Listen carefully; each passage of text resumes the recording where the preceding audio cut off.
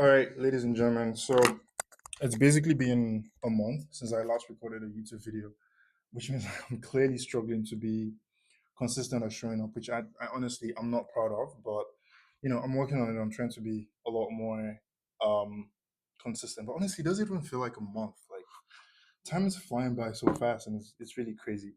But anyways, I thought I would kind of just record this to share updates on what's been going on in the business and just a couple of thoughts that I have on my mind that I thought might be worth it to share. Um, yeah, so just get straight into it. So, in the last video that I recorded, it basically talked about signing my first client after restructuring my entire business, and it's pretty much starting from scratch, right? And the bad news is like shortly after that, I had to make a very critical decision to switch the niche that I was working with in my agency. All right. So, if you don't know what that means, like a niche is basically a subset of people, a group of people that in this context that I'm looking to work with. So initially it used to be, fitness creators and fitness coaches, and I would do outreach to these guys to kind of to try to, sign them as clients. And that was like my focus, right? And I've been in that niche for like a year because I basically started in October 2024. And yeah, it's pretty much been a year. And I remember the kind of like the deciding factor behind choosing that niche as the one that I wanted to focus on to build my business on was because I'm a very big fitness person, right? And I thought it would be a lower barrier of entry for me to kind of get into because I already speak the language. And if I wasn't doing this agency thing or like trying to build this agency, I think I would probably be doing some kind of like personal training or fitness coaching or something like that. So I just thought, you know what, it would be a good niche for him to kind of like go into. And it was a good run. I learned a lot. And like in the whole process, signed a couple clients, took sales calls, and like I pretty much immersed myself in this niche to the point where I knew so much about it. But after signing my first clients, I just uncovered a lot more, like a lot of new things that I didn't know before that made me kind of question, if it was worth it to put all of this energy and all this time. Because based on my expertise and kind of problems that I saw for businesses, I just realized that I had a lot more leverage trying to work with a different group of people as opposed to fitness coaches, right? So yeah, I had to make that difficult decision to just switch and pick something else, which is not easy because your niche, like if you choose a niche to work with in a business like a consulting business like I'm doing, like an agency, coaching, whatever, your entire business is built on the back of that, right? So switching that is pretty much like just starting a completely new business from scratch. Um, and I think it's been about like 3 weeks since I made that decision. So I've been working on getting my offer back on track. Building all of this, like just do this manual, basic foundation work that's kind of like soul sucking to be honest. But I got it done. And like the crazy part about this niche switching is not so much the fact that you have to do a lot more work, but it's kind of like resetting the game and starting again from zero. And it just feels like all the momentum that I built over the last, few months, I just pretty much lost everything. And but I knew that going into it, and I was just ready to just bite the bullet and just do it anyways. But I'll be honest, like there were a couple of times where I began to second guess the entire thing. Like I literally was, I was second guessing the whole thing. And but like I just I feel like I have a good head on my shoulder enough to kind of feel like, okay, there's periods where you do second guess things and like you feel like you want to stop and just do something else and things like that. But it's just part of the game. So you just have to keep going. So yeah, that's pretty much like all the updates on the business. And it's crazy because actually, it's currently 11:46 p.m. on Tuesday, November 18th. My brain's fried. And I just booked my first call from the outreach that I've been doing to these guys. So you know over the last 2 weeks, I've been sending cold emails trying to provide value and get people to book a call with me to then sign them as clients.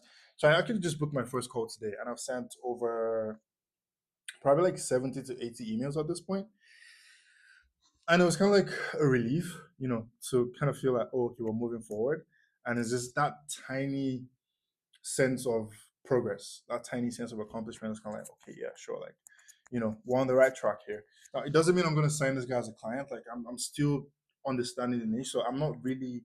I don't have a lot of expectation towards the call because I'm gonna like, of course, like prepare and try to provide as much value as possible, and then make an offer. But if it doesn't work out, I'm not gonna be bummed about it because like if I look at my previous attempt at when I started in the fitness niche, it took me I think about 10 sales calls before I got my first client. And to book those 10 sales calls, I had to send at least more than 2,000 emails probably.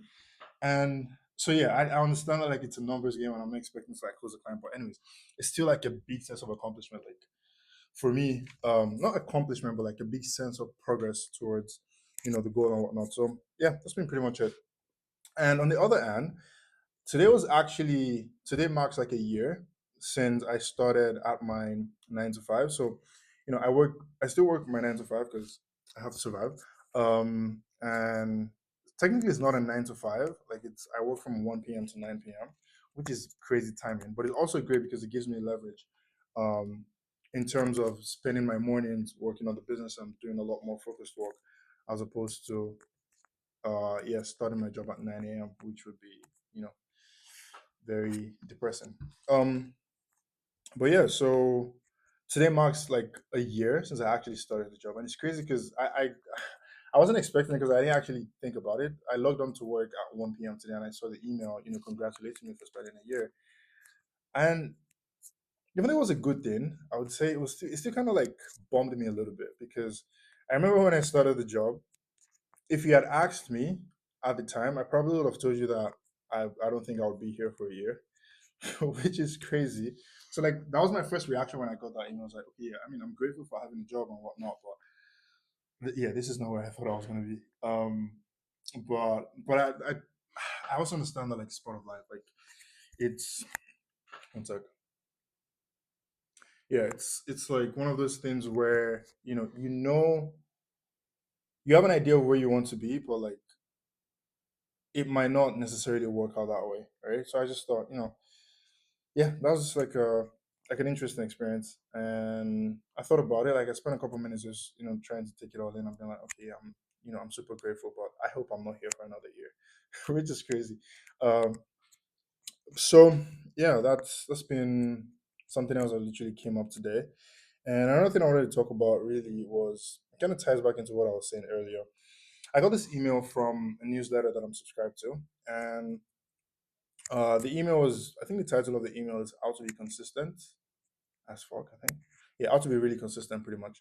And basically the point or the message it was trying to pass across is you have to be comfortable being like you it doesn't make sense to chase perfection. That's pretty much like the lesson behind it. And it kind of hits home a little bit because I tend to fall into that trap of trying to be perfect before doing things, like trying to make things perfect, trying to show up perfect.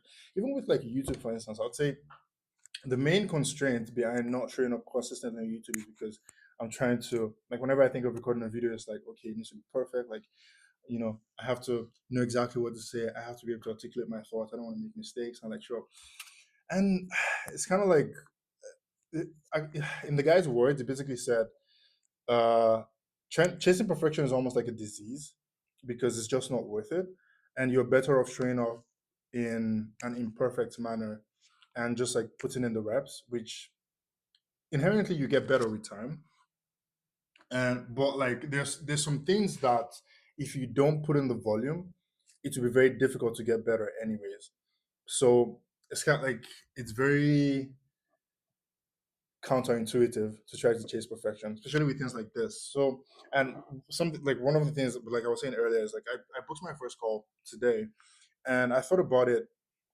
Like the emails that I sent weren't really perfect. Like I wasn't 100% ready to send those emails, but I thought like I'm not gonna spend 2 weeks trying to craft like the perfect email and trying to like I don't even understand like this niche properly enough to know what the perfect email looks like. So I'm literally just gonna play a numbers game and do as many as possible and then iterate from there and then you know do the volume learn from whatever like results I get from that, and then iterate and then go on and on and on and on.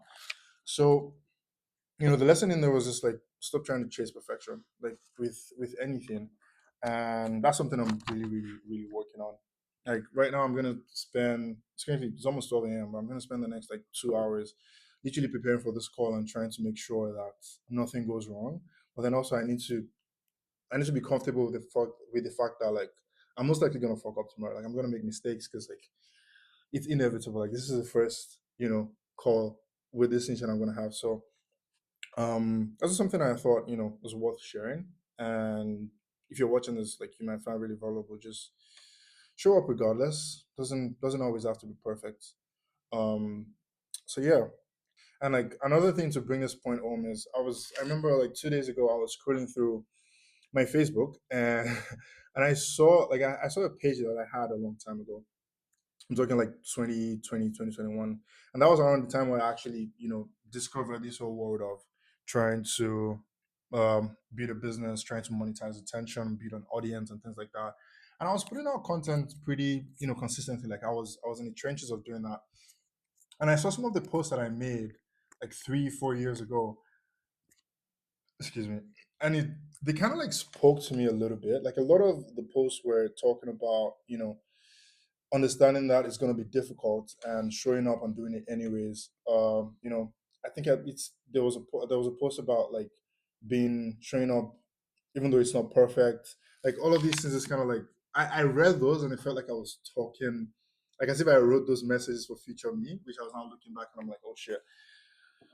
I don't know what state I was in at the time. It was just like 3 years ago. I must have been what 19, 20, and I mean, I don't want to say I had no idea what I was talking about. I obviously did, but just looking back, it's kind of like these are things that I need to hear now, and it's also why I decided to do like it's one of the reasons why I decided to do this in the first place, like documenting my journey and whatnot. Because at some point, I want to be able to look 3, 4 years down the line and kind of look back and see these things. You never know what lessons you're going to need from them, but then also just like I when I saw those posts, the first thing that came to mind was, oh damn, like you've actually done a lot of things in the past that you know that I'm kind of like proud of. You know what I mean? Because like at the time, I wasn't really getting some form of encouragement from it, or I would say like a reward from it. It was just like just putting out because all of these posts I saw them still as like 1 like, 2 likes, but I was doing it anyways. Like I was showing up regardless. And it's kind of like fuck, like there's something to learn from that. Like just show up and do the fucking work, right? So yeah, if there's anything you pick from this video, I guess this rant, it's less of a video, more of a rant. Just like just do the work regardless. Like it's gonna be difficult. Um you're not gonna be like certain 100% of the time. There's gonna be times where you're confused, you're uncertain, you're tired, you just wanna hang your boots and whatever. Not to sound like a motivational speech or whatnot, but I think it's really important to just understand that like it's all gonna pass, I guess. And like you just and if it doesn't, it's like what other option do you have? Like what would you rather do? Give up? Doesn't make sense. So yeah, hopefully you got some value from this. I hope if you're watching. Yeah, so I have to go back to work, spend the next hour or two trying to prepare for this call. And yeah, I'll obviously let you know how it works out and we'll see where we go from there. Bye.